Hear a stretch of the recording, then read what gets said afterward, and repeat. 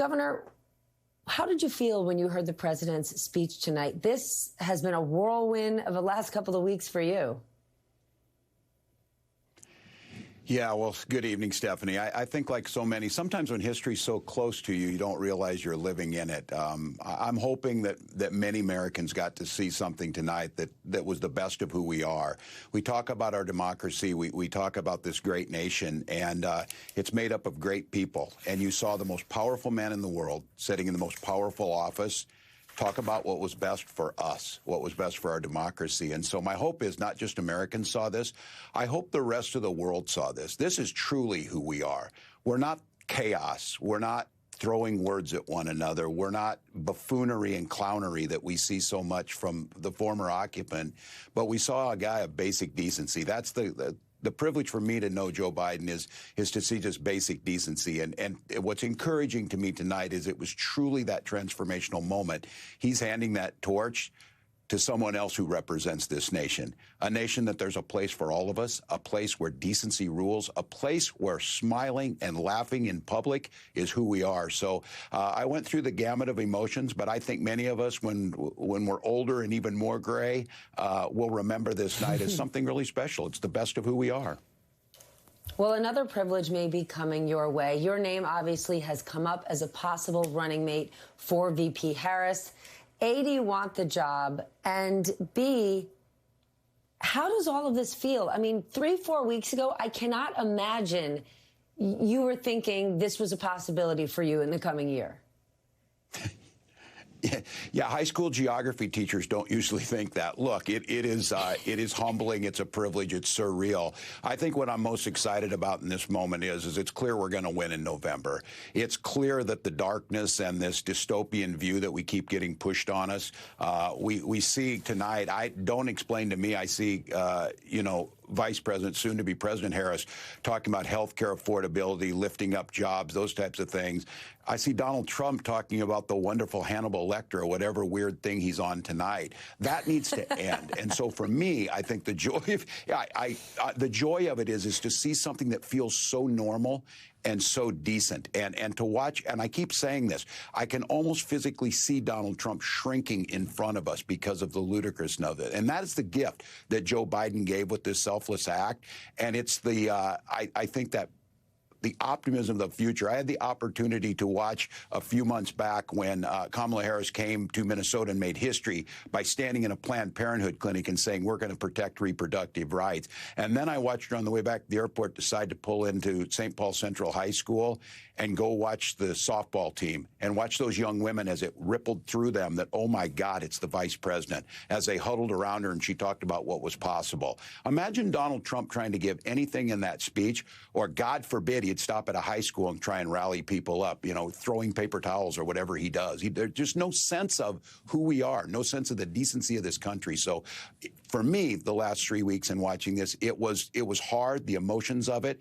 Look, aging is not a conspiracy. It's life. But to watch this transition, it really feels in our country the best of who we are is back, and that excites me. Well, people aren't imagining Donald Trump doing anything right now. They're potentially imagining you on this ticket. What do you think the ticket needs? What do you think Kamala Harris needs to win in November, to have in a running mate? Yeah, I think the energy to take it out there. Look, what I'm excited about is if you look at that and the folks who are on there, these are my friends. And look, I'm the chair of the Democratic Governors Association. They're Democratic governors.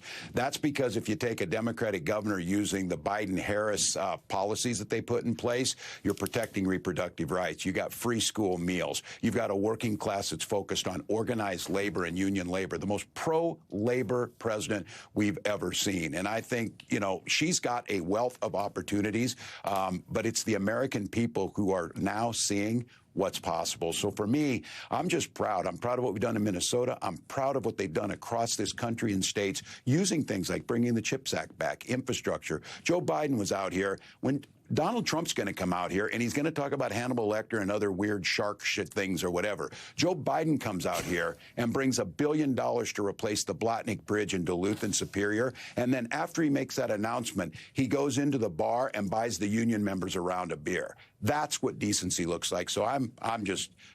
She can't go wrong. keep with these policies, keep moving forward, center it on families, center it on organized labor, center it on freedoms. That's the thing that we talk about. I keep saying this. These guys come out here, want to ban books. Through the policies that we've been able to do, we're banning hunger in our schools. These are things that the middle class cares about. So I have not seen, and I'll go where Jamie Harrison went, I've not seen the joy, excitement, and the unity for quite some time, and that's encouraging. You are talking about practical policies and unifying tangible wins. And in the last few days, we have heard from Republicans, and they are falsely and repeatedly claiming that Kamala Harris is a, quote, DEI candidate. We know that language is racist and sexist. It's also absolutely not true. But I've heard you say that this kind of campaigning is going to backfire on them. Why? It will. It will. Well, I've said I was a fourth grade teacher for a while. Look, fear is a short-term motivator, but it doesn't change behaviors. People want to be inspired to something bigger than themselves. You have these folks come out here, and it's all about shrinking. It's all about anger. It's all about name-calling. They've got nothing. And then this idea. Guys that were born on third base thinking they hit that triple or whatever, Donald Trump inheriting the money. It's ludicrous. That's not who we are. And I think when you see the optimism of what is possible, the optimism of talking about rebuilding that middle class, we're moving in that direction, it's exciting. And I don't believe it'll work. And I'll tell you what, go ahead and continue to denigrate people. Go ahead. My God, they went after cat people. Good luck with that. Turn on the internet and see what cat people do when you go after them. These people, if it would be funny if it wasn't so sad, they see the least fortunate among us as scapegoats and punchlines for them. Kamala Harris and Democrats see them as our neighbors. That is a big difference. That's a big difference attacking real problems. They don't want to tackle things that are tough, but Joe Biden said this, when America decides to tackle big things, I would never bet against us. So good luck with them to bet against Vice President, soon-to-be President Harris, because the American people are tired of that. It's ridiculous. That show has run out. If he were a TV show, it'd be canceled, so let's just do it in November.